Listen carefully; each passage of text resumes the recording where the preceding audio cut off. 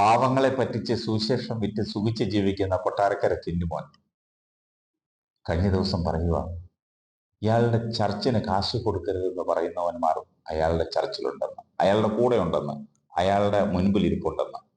അങ്ങനെ പറഞ്ഞാൽ അവരുടെ പ്രോസ്പെരിറ്റി അയാൾ ക്യാൻസൽ ചെയ്യുമെന്ന്. അതൊന്ന് കേൾക്കാം. ചർച്ചിന് കാശ് കൊടുക്കരുത്, ടൈത്ത് കൊടുക്കരുത് എന്നൊക്കെ ഇതിനകത്ത് നിന്നോണ്ട് അടിച്ചിറക്കുന്നവനുണ്ടെങ്കിൽ I cancel your prosperity in the name of Jesus. കേട്ടല്ലോ, എന്തുവാണ് ഇത്?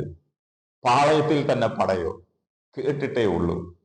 ഇതിൽ വെച്ച് മനസ്സിലാക്കാം ആളുകൾ ടിന്റുമോനെ തിരിച്ചറിഞ്ഞു തുടങ്ങിയെന്ന്. അങ്ങനെ പാവങ്ങളെ പറ്റിക്കുന്ന ടിന്റുമോൻ ഇപ്പോൾ വരുമാനമൊക്കെ പഴയതുപോലെ ഇല്ലെന്നാണ് കേൾക്കുന്നത്. ടിന്റുമോനെ ഈ ഉടായ്പൊക്കെ കളഞ്ഞിട്ട് നല്ല രീതിയിൽ സുവിശേഷ പ്രവർത്തനം നടത്ത്, ദൈവം കൈവിടില്ല.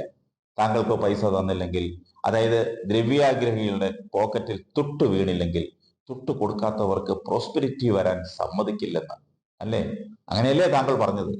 ഇയാൾ ആരുവാ? ദൈവത്തെക്കാൾ വലിയവനോ? ചിലപ്പോൾ ആയിരിക്കും. ദൈവത്തെക്കാൾ വലിയവനെന്ന് പറഞ്ഞ ഒരാളെ നമുക്കറിയാം, പിശാച്, സാത്താൻ. അപ്പോൾ ടിന്റുമോന്റെ ഉള്ളിൽ സാത്താനാണ്, പിശാചാണ് അല്ലേ? ടിന്റുമോന്റെ ഓരോ വാക്കും ശ്രദ്ധിച്ചു കേൾക്കുക. ഇയാൾ പറയുന്നു ഇയാൾ അപ്പോസ്തോലനാണെന്ന്. അപ്പോസ്തോലൻ ആയതുകൊണ്ട് ടിന്റുമോൻ പറഞ്ഞാൽ നിങ്ങളുടെ അനുഗ്രഹം ഇല്ലാതാകും. അതുകൊണ്ട് ആരും ടിന്റുമോന് പൈസ കൊടുക്കാതിരിക്കരുത്. എനിക്ക് ഒറ്റ കാര്യമേ പറയാനുള്ളൂ. നല്ല ഒരു ഈരഴയൻ തോർത്ത് അമ്മായിപ്പന്റെ കടയിൽ നിന്നും വാങ്ങി ആ പ്രാർത്ഥനാലയത്തിന്റെ മുന്നിൽ വിരിച്ചിട്ട് അവിടെ ഇരുന്നാൽ ഇതിലും കൂടുതൽ കിട്ടും. ഒരു ബോർഡും അടുത്ത് വെച്ചേക്കണം.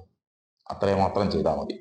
അമേരിക്കയിലൊക്കെ പോയപ്പോൾ കണ്ടിട്ടില്ലേ, നല്ല തിരക്കുള്ള സ്ഥലങ്ങളിലൊക്കെ ചിലർ ബോർഡും വെച്ചിരിക്കുന്നത്. ടിന്റുമോന്റെ വിരട്ടൽ കേട്ടപ്പോൾ രണ്ട് സംശയം തോന്നുന്നു. ഒന്ന്, ടിന്റുമോന് അപ്പോസ്തോലൻ എന്ന വാക്കിന്റെ അർത്ഥവും വിലയും അറിയില്ല. രണ്ട്, ദൈവം നൽകുന്ന അനുഗ്രഹം ഇല്ലാതാക്കാൻ ടിന്റുമോന് കഴിയുമെന്ന് തോന്നുന്നെങ്കിൽ ഉറപ്പായും ടിന്റുമോനിൽ പിശാചാണ്, സാത്താനാണ്. ടിന്റുമോനെ, ദൈവജനത്തിന്റെ അനുഗ്രഹം കേവലം ഭൗതികമല്ല. ഇനി ദൈവം ഭൗതികമായോ ആത്മീയമായോ അനുഗ്രഹിക്കാൻ ടിന്റുമോനെ പോലെയുള്ള ആരെയും ദൈവം ഇടനിലക്കാരോ ബ്രോക്കർമാരോ ആക്കി വെച്ചിട്ടില്ല.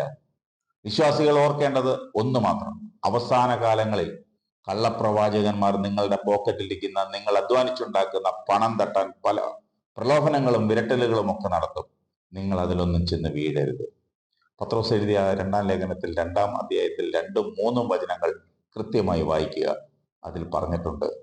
ഇതുപോലെയുള്ള ടിന്റുമോന്മാരെ ഉദ്ദേശിച്ചാണ് അന്ന് എഴുതിയതെന്ന് ഈ പ്രവൃത്തികളിലൂടെ നമുക്ക് മനസ്സിലാക്കാം. ഞാൻ കുറ്റപ്പെടുത്തിയതല്ല. ടിന്റുമോന്റെ കഴിവൊക്കെ സാത്താൻ സേവയ്ക്കും ആഡംബര ജീവിതത്തിനും വിശ്വാസികളെ പറ്റിച്ച് പണമുണ്ടാക്കാനും അല്ല വിനിയോഗിക്കേണ്ടത്. ആ മോഹങ്ങളൊക്കെ കളഞ്ഞ് നല്ലൊരു സുശേഷ പ്രവർത്തകനായി കാണാനാണ് ഈ തെറ്റുകളൊക്കെ ചൂണ്ടിക്കാട്ടുന്നത്. ഇതുകൊണ്ടൊന്നും ഒരുപാട് നാൾ പോകില്ല. ജനം തിരിച്ചറിഞ്ഞു തുടങ്ങി. അവർ ഓടിച്ചിട്ട് തല്ലുന്നതിന് മുൻപ് കളം കാലിയാക്കി നേരായ മാർഗത്തിലൂടെ സുവിശേഷ പ്രവർത്തനം നടത്ത് പറഞ്ഞുവെന്ന് മാത്രം.